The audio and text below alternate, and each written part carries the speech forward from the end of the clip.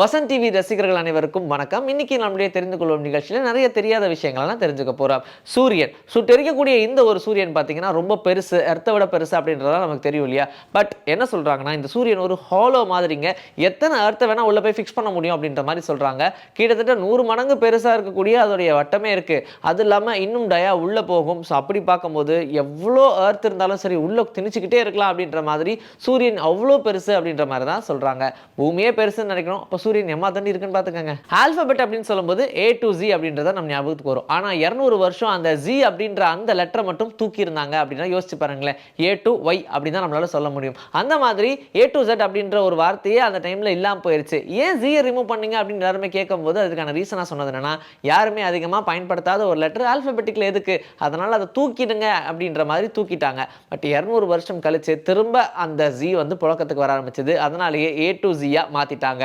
So இப்போ எல்லாருமே A to Zங்கன்னாங்க அப்படின்னு சொல்லுவாங்க இல்லையா? ஸோ இந்த மாதிரி மொத்த இங்கிலீஷுமே அடக்குன ஒன்று அப்படின்னு சொல்லணும்னா அது ஆல்பபெட்ஸ் மட்டுமே தான். அதனால Z போனது அந்த டைம்லேயே ரொம்ப வருத்தமாக தான் இருந்திருக்கு. ஒவ்வொரு கம்பெனியுமே ஒவ்வொரு ப்ராடக்ட்டை ப்ரொடியூஸ் பண்ணும்போது குவாலிட்டி செக் அப்படின்னு ஒருத்தங்களை வச்சிருப்பாங்க இல்லையா? அப்படி தான் எல்லா ப்ராடக்ட்டுமே குவாலிட்டி செக் பண்ணி நம்ம கிட்ட வருது. ஸோ இதில் சாப்பிட்ற விஷயம் அப்படின்னு பார்க்கும்போது அதோடைய ஸ்மெல், அதோடைய அரோமா எல்லாமே ரொம்ப முக்கியமாக இருக்கும். when they are professionals. அந்த கட்டத்தில் எல்லாருமே பார்த்தீங்கன்னா அப்படி டேஸ்ட் பண்ணுறவங்களுக்குலாம் பயங்கரமான சம்பளம் கொடுப்பாங்க அப்படின்னு சொல்லுவாங்க. ஏன்னா அவங்க மூலியமாக தான் மக்களுடைய பிரதிபலனாக இருப்பாங்க. அப்படிப்பட்ட வரிசையில் ஒரு காஃபி டேஸ்டருக்கு மட்டும் கிட்டத்தட்ட 10 மில்லியன் அவருடைய நாக்குக்கு மட்டுமே இன்சூரன்ஸ் பண்ணியிருக்காரு அப்படின்னு சொல்றாங்க. என்னங்க 10 மில்லியனுக்கு எதுக்குங்க நாக்குக்கு இன்சூரன்ஸ் பண்ணியிருக்கீங்க அப்படின்னு கேட்கும்போது, நாக்கை வச்சு தாங்க நான் பொழைச்சிக்கிட்டே இருக்கேன். என்னுடைய சம்பளம், என்னோட இந்த வாழ்க்கை, லைஃப் ஸ்டைல் எல்லாத்துக்குமே காரணம் என் நாக்கு தான். அப்போ அதான் இன்சூரன்ஸ் பண்ணணும் அப்படின்னு சொல்லி அவருடைய டோட்டல் கவரேஜ் மட்டும் இல்லாமல் நாக்குக்கு மட்டுமே 10 மில்லியன் இன்சூரன்ஸ் பண்ணி வச்சிருக்காராம். இப்போ இருந்து அப்போ வரைக்குமே சரி, இல்லை அப்போ இருந்து இப்போ வரைக்கும் சரி, இதுதான் சென்சேஷனல் நியூஸ் யார் கேட்டாலும். ஒரு சில பேருக்கு பாட்டு கேட்டாலே பயங்கர ரிலாக்ஸ்டாக இருக்கும். அவங்களுக்கு பிடிச்ச பாட்டோ இல்லை எந்த பாட்டாக இருந்தாலும் சரி டக்குன்னு கேட்கும்போது பயங்கர ரிலாக்ஸ்டாக இருக்கும் இல்லையா? அதுக்கு காரணம் என்ன அப்படின்னா, பாட்டு கேட்கும்போது இல்லை நீங்கள் சந்தோஷமாக இருக்கும்போது உங்களுடைய பிரெயின் டோபமைன் அப்படின்னு சொல்லக்கூடிய ஒரு என்சைமை ரிலீஸ் பண்ணும். ஸோ அதன் காரணமாக தான் நீங்கள் எல்லாருமே ரொம்ப சந்தோஷமாக இருக்கீங்க.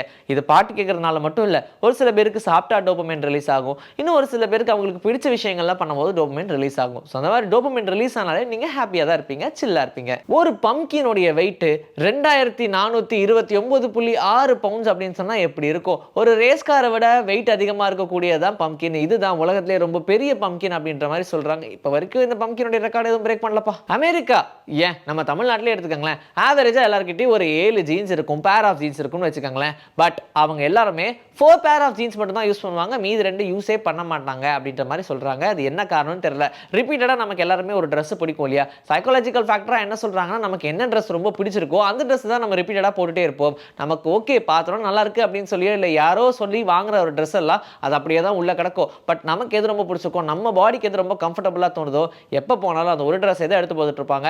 நிறைய பேர் சொல்லி கேள்விப்பட்டிருப்போம், ஏன் இந்த ட்ரெஸ்ஸே போட்டு சுத்திட்டு இருக்க அப்படின்னு. பிகாஸ் அது கம்ஃபர்டபுளாக இருக்கு, அதனால போட்டு சுத்துறோமா. ஸோ நம்மளுடைய பிரெயின் எப்பவுமே நமக்கு கம்ஃபர்டபுள் ஜோன் எது அப்படின்றத ஃபிக்ஸ் பண்ணிடும். ஸோ அதுல இருந்து தான் நம்ம பாடியுமே ரொட்டேட் ஆகிட்டே இருக்கும் அப்படின்ற மாதிரி சொல்றாங்க. நம்மளுடைய ரெஸ்டில் இருக்கக்கூடிய அந்த ரேகைகள் எல்லாத்துக்குமே ஒரு பெயர் இருக்குங்க. அதுதான் ராசிட்டா அப்படின்ற ஒரு பேர். ஆனால் யாருமே இந்த பேரை பயன்படுத்துறதே கிடையாது.